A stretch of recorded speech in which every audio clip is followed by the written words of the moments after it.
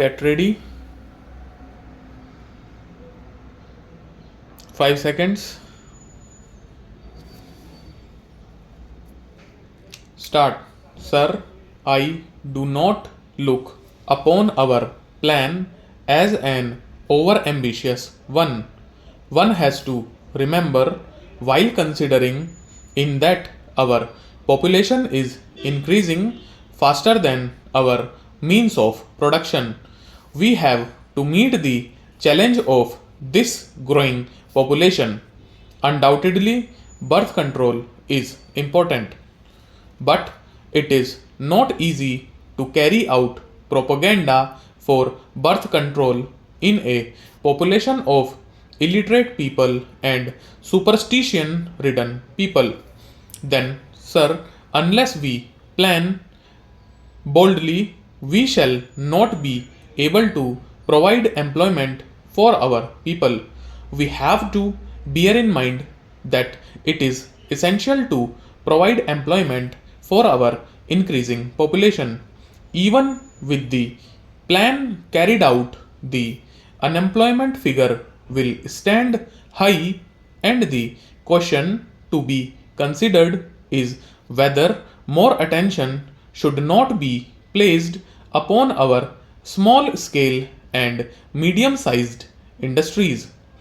Is it not possible for us to ensure that all sections of the population get the benefit of the plan? After two successful plans, a few industrialists, despite our heavy taxation on nearly 75% of the total capital of our public companies, banking facilities for the common man are few, and even banks favor large business houses because they have more guarantees to give than the small people. We have a large landless population, and large numbers depend upon it for support. What we need, therefore, to plan successfully is greater cohesion, greater emotional integration, and greater national unity among ourselves. We are wasting time over quarrels that do not touch the common man. Both the government and the opposition parties have responsibilities towards the mass of our people. Is it not possible for all of us, regardless of party labels, to cooperate fully in all those tasks that make for the welfare of the common man? Can we not forget petty party, sectional, communal, and group differences? Is it not possible for us to have a national as opposed to a mere party outlook towards the problems raised by the plan? Sir, the general elections are coming. It should not divert our attention from the main task of finding solutions on a national basis to the problems of unemployment, health, and education.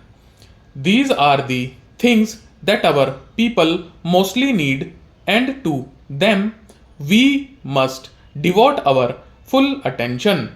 The second thing that I would like to emphasize is that though our national income has increased by 42%, we do not exactly know how it has been distributed. It is not enough to say that the per capita income has increased.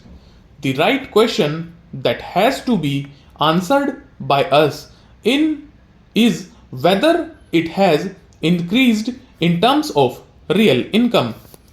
For that, we have to see whether the price level has kept pace with the wage level. It is no satisfaction to a man that his nominal income has gone up, though at the same time the price level has reduced his purchasing power not only for luxury articles but for articles of common consumption. Concessions have been made to industrialists. Perhaps it was inevitable that they should be made. We had to provide incentives for capital formation, but the budget, even after the reliefs given, which I gratefully acknowledge, will apprehend increase the burden of the common man. The middle classes are the backbone of any community. There is a dissatisfaction amongst them because of the rising prices. It is essential that in a mixed economy such as ours, the state should evolve a machinery of adequate price control. Prices should not be allowed to go beyond a certain level, and there must be a ceaseless war against hoarders and profiteers. They are pests of society and should be looked upon as such. Equality of sacrifice demands that those who have more should be made to pay more than those who have less. The marginal utility of money is greater with people of less income than with big incomes. The third point that I would like to point out is the concentration of economic power should be discouraged. One of our articles provides that the ownership and material resources of the company should be so distributed as to subserve the common good. Another article provides that there should be suitable legislation for a living wage, fair conditions of work, decent standard of life, social and cultural activities, and full enjoyment and leisure, as also for the promotion of cottage industries on an individual and cooperative basis in rural areas. The progress of the plan has to be tested in the light of these objectives. Small and medium sized concerns should be encouraged so that concentration of wealth may break up. We would like to have the results of the enquiry as to how the national dividend has been distributed early. We should know who are the classes who have been benefited most by our plans. Are they the people with big capital? The spirit of the Constitution is against the concentration of wealth in single hands, and this should be borne in mind by us. Stop.